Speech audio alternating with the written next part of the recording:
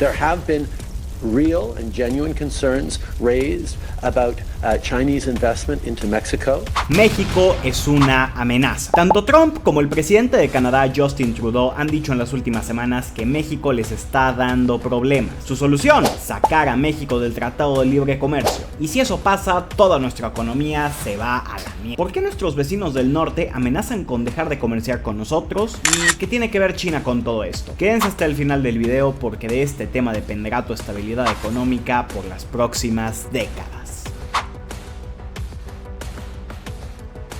¿Qué ha pasado? Seguramente ya vieron las declaraciones de Donald Trump, donde dice que le pondrá aranceles a México del 25% en caso de que no arreglen el tema de la seguridad, y también las declaraciones de varios políticos de Canadá, incluyendo al primer ministro Trudeau, en las que estos tipos se plantean sacar a México del Tratado de Libre Comercio por, según ellos, ser la puerta de entrada para la mercancía china. Pero antes de comenzar a hablar de esto, vale la pena repasar la historia del Tratado de Libre Comercio y qué ha significado esto tanto para la economía mexicana como para el resto de Norteamérica. Bueno, este tratado se firmó por primera vez en 1992 por este señor de aquí, Ricardo Salinas de Gortari, que no tiene nada que ver con ese señor que después de perder todo su dinero se fue a llorar con Javier Milei. Ese es tema para otro video. El tratado fue la cereza del pastel de un proyecto que llevaba varios años consumándose en este país, el de la apertura económica. Desde la llegada de Miguel de la Madrid en el 82, se privatizaron varias empresas del Estado. Digo un secreto, se las vendieron a sus amigos. Y aparte de eso, iban tomando poco a poco pasos para acabar con ese plan de desarrollo estabilizador que se creó por allá de los años 50. Ya en el 88, con una de las elecciones más polémicas de la historia, Salinas llegó a la presidencia y como un último acto de amor a México, firmó con nuestros vecinos del norte un tratado en el cual se eliminarían las trabas al comercio en toda la región de Norteamérica. Con esto, Salinas prometía que México por fin se iba a unir al club de los países desarrollados y que nos convertiríamos en otro caso de milagro económico como el de Corea del Sur o de Japón. Y bueno, miren, 2024 y aquí está. Este fue el primer tratado de libre comercio que se firmó entre países desarrollados y un país subdesarrollado, así que era prácticamente un experimento. Y a ver, por más que me vean acá todo anti-yankee y medio comunista,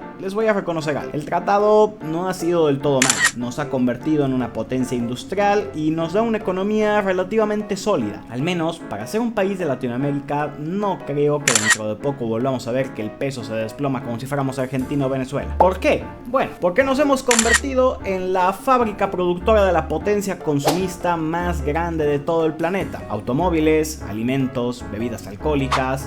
El gran objetivo del Tratado de Libre Comercio era aprovechar la mano de obra barata del mercado mexicano para que las empresas norteamericanas lleven sus fábricas a su vecino del sur y así puedan mejorar sus precios porque gastan menos dinero en mano de obra. Esto podría ser bueno para nosotros, después de todo nos da un montón de puestos de trabajo. El problema es que ahora las marcas mexicanas tendrían que competir en igualdad de condiciones con los reyes del capitalismo. ¿Y qué quieren que les diga? Prácticamente imposible. Los primeros años del tratado fueron una auténtica ruina para muchísimas empresas nacionales que con la llegada en masa de productos americanos simplemente no podían competir contra ellos. México se convirtió en un país con una gran industria, pero no solamente no nos pertenecía, sino que dividió al país en dos. Por un lado tenemos al norte industrial, las grandes ciudades como Guadalajara, Monterrey, la propia Ciudad de México o incluso las fronterizas como Tijuana o Ciudad Juárez, que a pesar de ser un poquito peligrosas, no mueven bastante dinero.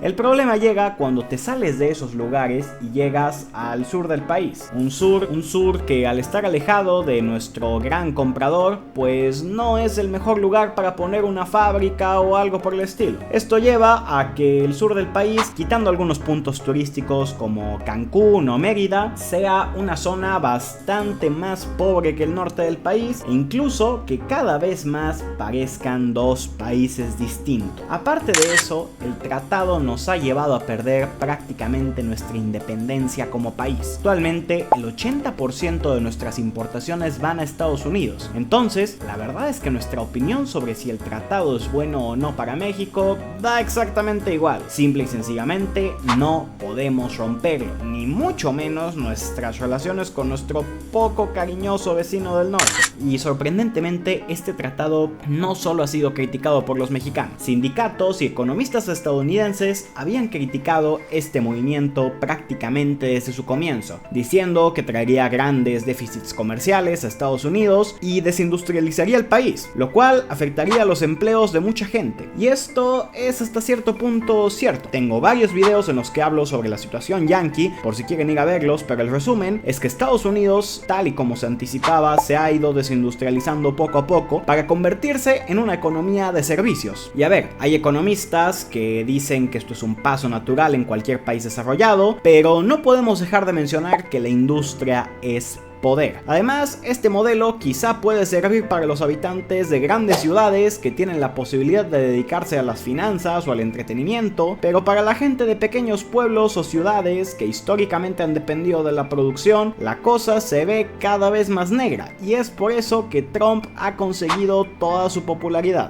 Encima, el discurso anti-México no solo ha calado en la extrema derecha estadounidense, entre muchas comillas, también lo ha hecho en Canadá, y no por unos radicales ultraconservadores, sino por el propio Justin Trudeau, que siempre había sido un político bastante moderado o incluso con una gran tendencia hacia el progresismo. Pero primero analicemos la situación de Canadá para entender qué pasa con su economía. El problema más grande de Canadá se llama migración. Al igual que casi todos los países desarrollados, hace unos años Canadá comenzó a notar que su población envejecía más y más. Esto significaría que con el tiempo la mayoría de sus habitantes se convertirían en jubilados en vez de trabajadores activos. Si esto sucede, pues bueno, básicamente toda su economía se va a la mierda. ¿Y cuál fue la idea de Trudeau? Llenar el país de gente de todo el planeta. Vean esta gráfica. La población en Canadá está creciendo a pasos agigantados. Y créanme, no es porque los canadienses hayan olvidado cómo se usan los condones o algo por el estilo. Se crearon los programas más ambiciosos de la historia para atraer cantidades abismales de gente, y eso podría funcionar, pero es que la inmigración no era su único problema. Miren esta gráfica. La economía ha dejado de crecer al ritmo que debería, y simple y sencillamente el país ya no puede recibir a tanta gente, en parte porque no producen prácticamente nada con valor agregado. Esto ha hecho que los precios de la vivienda suban de manera descomunal y que los propios locales empiecen a culpar a los migrantes y al gobierno de Justin Trudeau. Canadá tendrá elecciones el próximo año y Justin Trudeau, el arquitecto de todas estas políticas modernas y progresistas, lo tiene muy, pero muy complicado. Trudeau tiene un índice de aprobación de más o menos el 30% y su única estrategia hasta el momento para poder tener una mínima chance de ganar las elecciones ha sido dar marcha atrás a todo su proyecto, crear planes para frenar la inmigración y, como no, comenzarse a cuestionar el libre comercio. En las últimas semanas, Trudeau y la gente de su partido han barajeado la posibilidad de sacar a México del tratado por ser la puerta de entrada a los productos de China. La respuesta que le ha dado la presidenta Sheinbaum, bueno, que esto es falso y que realmente las relaciones comerciales entre México y China no son tan grandes. Y bueno, la realidad es que lo que opine Canadá sobre nosotros nos debe de dar un poco lo mismo, ya que al final Estados Unidos es el que tiene la última palabra sobre con quién decide hacer negocios, y créanme que el país del Maple no tiene tanta relevancia a nivel comercial. Pero la cosa se complica cuando nos damos cuenta que Trump nos hace la misma amenaza: o dejamos de ser un punto de entrada de productos chinos o nos ahogarán aranceles. Pero ¿no dijo acaso Sheinbaum que en realidad México no recibe tantos productos del gigante asiático? Bueno, la respuesta a esto es sí. Contrabando. Miles de millones de dólares en mercancía que entra cada año a nuestro país sin pagar ningún impuesto y que obviamente tampoco se registra en las listas de importaciones. Y ya hemos visto que últimamente Sheinbaum ha puesto el foco en esto. La clausura de la Plaza Izázaga en la Ciudad de México nos da una idea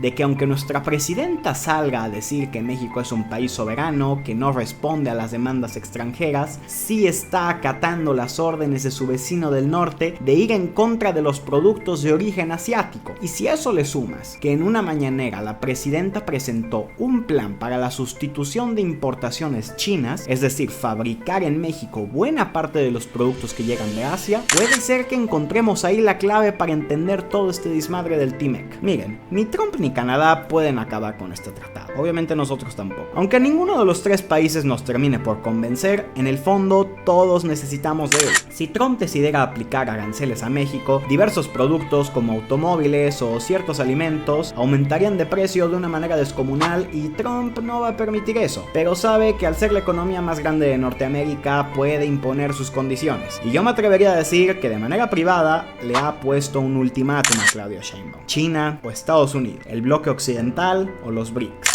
Y tampoco nos hagamos tontos, por una mera cuestión geográfica no hay nada que debatir. México no puede encontrar un mejor comprador para sus productos que Estados Unidos. Latinoamérica no tiene el dinero suficiente y China, aparte de estar demasiado lejos, es un país exportador que no necesita comprar demasiadas cosas. La clave para que México siga siendo un país económicamente estable es seguir siendo el gran exportador a Estados Unidos. Y aunque el nearshoring nos ha beneficiado mucho, actualmente los yanquis están peleando una guerra comercial contra China y déjenme decirles algo, la están perdiendo. Veremos qué pasa, pero lo que sí les digo es que Estados Unidos no se atreverá a dejar ir un aliado como México. Si ellos lo deciden, podrían acabar mañana con nuestra economía, pero no sin sufrir un daño que podría ser mortal. Por cierto, hace algunos meses ya hice un análisis sobre el México que tendremos con Claudia Sheinbaum y también sobre la presidencia de Donald Trump. Pueden ir a ver cualquiera de los dos por aquí.